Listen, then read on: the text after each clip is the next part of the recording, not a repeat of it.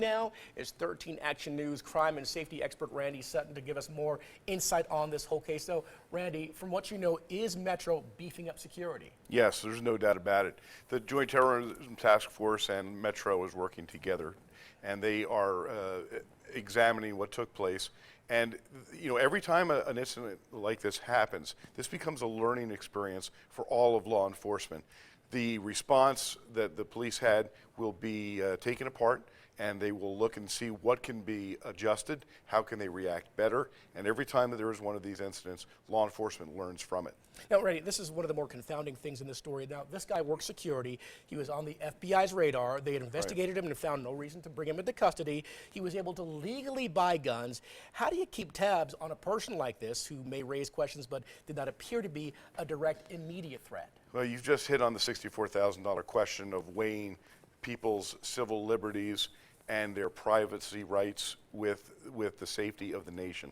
And this is something that the United States is still wrestling with, both on a national level and on an internal level amongst discussions between citizens themselves. So, you know, this is going to be a long battle to even figure out where do the rights of people, when it interferes with the rights of other people, where does that come into confluence, and how do we adjudge that and then come to a balance? Yeah, you brush up against a very, very dangerous place when you're talking about that balance between civil liberties, constitutional rights, and maintaining security for the nation. Absolutely, and there is no answer to it at this particular time. You know, there's going to be changes made. There's absolutely no doubt about it. But think of the hue and cry that came out when it was determined that there was internal surveillance of people's metadata.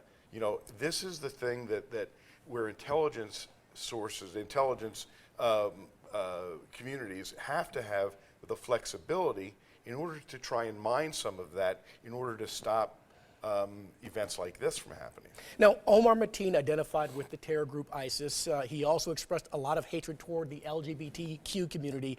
Was this shooting a hate crime or an act of terrorism, or both?